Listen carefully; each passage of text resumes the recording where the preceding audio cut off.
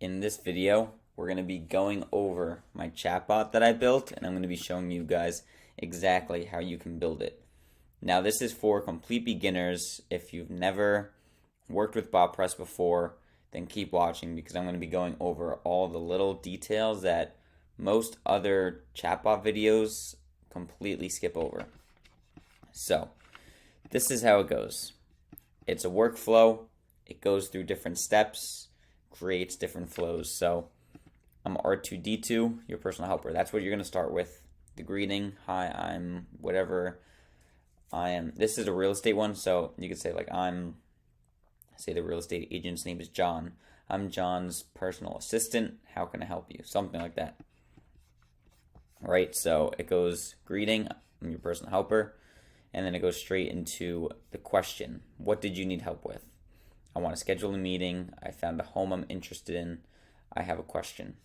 Those are the three. You could add more. You could say, I don't even know, depending on your niche, I guess. You could do 5 different ones, 6 different ones. Or you can just have 3, 4, whatever it is. So I want to schedule a meeting. This workflow, I'm going to show you guys exactly how to do this. So there's the little dots here. You do standard node. That's how you create this. In this case, this is the meeting one. So I'll just name it meeting 2 because I don't know if you could name them the same thing. And then add a card.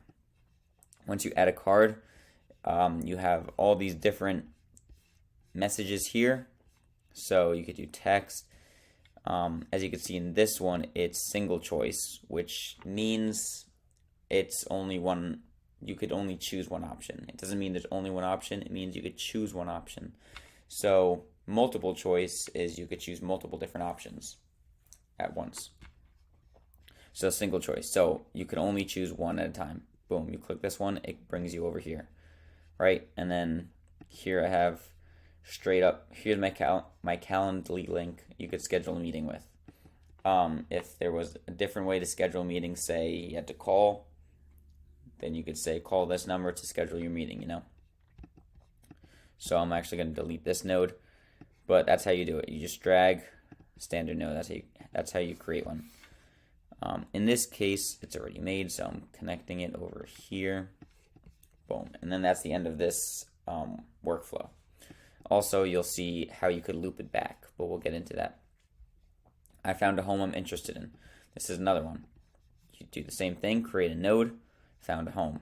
So here I have send a message. Great, I just need to take some information down. You get, what's your full name?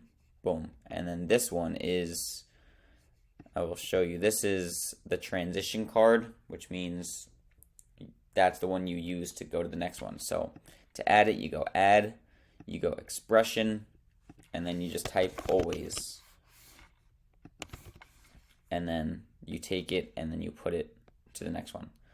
That's how you do that, because that means always. And as you can see, it says true, always true, which means after the first 2 messages, after the great, I just need to take some information, full name. After it goes through those 2, you answer it, boom, it goes right to the next one, which is always, and then it brings you to this flow, or this node, I guess. See, as you can see, phone, what's your phone number? This is raw input. Oh no, this is phone number. So they have different things, as you can see here. These are all capture information. So you have phone number here. You have email address. You have full address. I think you have full name somewhere. I might just not be seeing it. But if there's one that you need to collect, say, let's say it's what's your favorite car or something, you could just do raw input, drag that in there.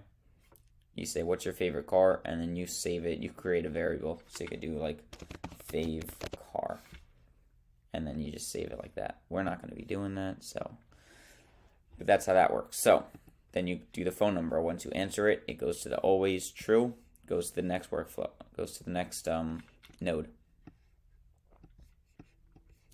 Address, always true. Next one, great. The agent will get in contact with you soon. Is there any other question? And then it always goes to this one. Is there any other questions that you have? Is it I got it right. Is there anything else I could help you with? Yes, no. This is one of the single choices. So if you click yes, as you can see, it goes all the way back to this one. If it goes no, then it goes to the goodbye. I'm glad I could help. Goodbye. Always true. Back to the end. And now this is the last one we have is I have a question. So again, it goes to the next node. If you click it to this node, the AI question, the raw input. What would you like to know? This I have as it's like a main menu thing. So if you want to go back to the main menu, then you just type home or main menu and it'll bring you back. It's not really something you need to do. It's something you could do. I have it only on this one. So, you know, if they do type main menu or any of that, it goes straight back to this part. Again, not necessary. So then always true goes to the next one. This is the AI. So this is one way to do it. I want to say there's a ton of different ways to make AI chatbots. You could use knowledge bases. You could use AI to answer the questions. This one uses AI. So these are the instructions that you give them. You're a helpful assistant for a real estate agent. Use the information below to help you answer the question. You could also add a knowledge base, which if that was the case, this is what you would do. You would enable knowledge answering, and you would go here, add knowledge base, and then you could do either a website, you could do documents, you could do plain text. So you could do like a PDF document or something like that. You could just type plain text, or you could add links, which then it would use that whole website as knowledge. For this one, I didn't do it, but that is another thing you could do. And then you just, like I said, you enable the knowledge answering here, and then it uses the knowledge base, and you could also use the AI task. So in this one, it's just the information below. So here's some information. The real estate agent's name is John. He takes calls 9 to 5, Monday to Saturday. He also takes calls Sunday. John can't meet in person on the weekends. He can only take phone calls on the weekends. You could also add like his walk-in office hours or Monday to Friday, 9 to 5. You could add, you know, maybe he works mostly with investors, like any information you have. So then when you go there and you ask, do you work with investors? It'll say, yes, he mostly works with investors, or no, he doesn't usually work with investors, but he has. Like whatever information you need to add, you add there. That's the thing. You need to train your AI chatbot to actually know the answers. They're not just going to know things. Main phone, emergency phone. These are just random numbers. But this number is for emergencies only. And then this uses the user question is what it is what this like little coding thing is. And then this one uses the chat history. I'm not a coder, but in my learning of AI, I saw a chatbot use that, so I copied it. I think it was from Liam Otley. So check him out, Liam Otley. He has a template, and he has like a whole tutorial on creating a chatbot. And then you store the result in question answer. This part is very important. So it goes here, right? Now you're on this one, and it has this. You have to answer. You have to type raw input. Or no, this one. So it'll store the result of whatever you type as question answer. So that's the variable. Question answer is your question. Or no, question answer is the answer. So here you put in the question. Here the AI creates the answer, saves the answer as question answer. But then you need to display that. It's not just going to answer it. So then you create this one, and then you use a text, add card, text, and you just input the variable at question answer, which is, again, right here. So it saves the variable. Say the answer is, you say, what's the agent's name? The AI says the agent's name is John. Saves that answer as question answer, and then goes to this next one and displays question answer. And then goes straight to the next one again, and then says, do you have another question?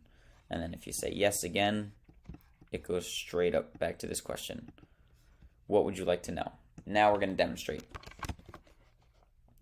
I'm R2D2, your personal helper. What did you need help with, right? It goes right here. Boom. This is where we're at. I'll say, I have a question. What would you like to know? I don't know why it says error occurred there. I don't really know what that means. But it's working, so. I have a question. What would you like to know? So now you're at this point. Now I'm going to give it the raw input right here. I'm going to say, what's the agent's, I can't type right now. What's the agent's name? Now it goes to the AI. It gets the agent's name. The agent's name is John. And then it goes here. And then it says John.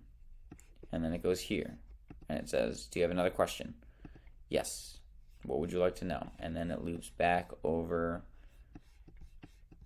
here. No. Here. What would you like to know?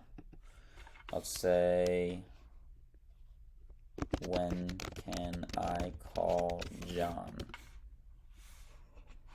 John can be called from 9 to 5, Monday to Saturday. On Sundays, he can be reached from 9 a.m. See, so that AI has all that information, so he's able to tell you that information. If I said, what's John's favorite food, I might just have an error, honestly. I don't know if I added. I'm sorry, but I don't have that information about John's favorite food. Yeah, actually I did. So on the bottom here, do I have it? No, I don't.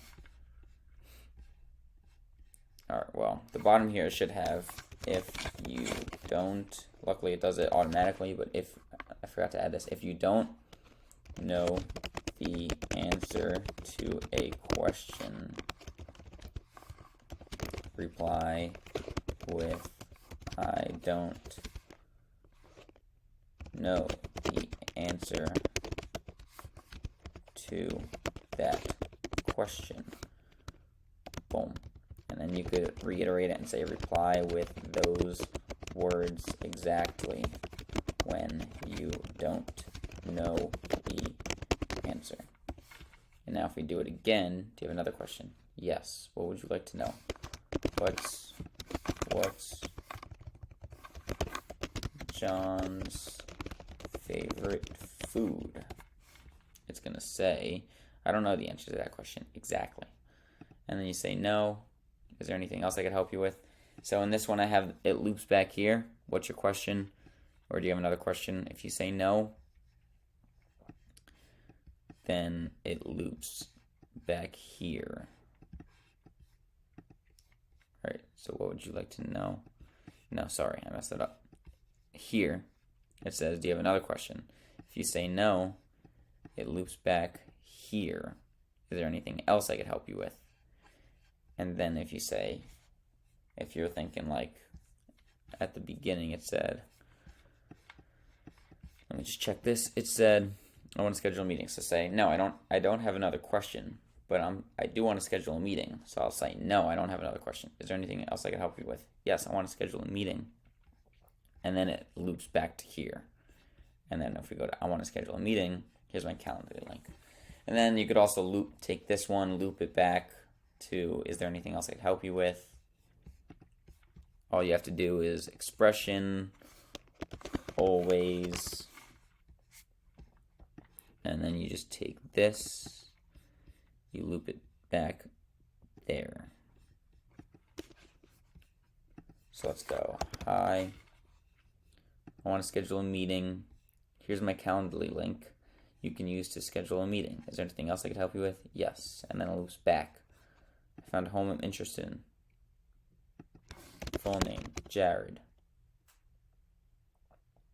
Phone number, 123.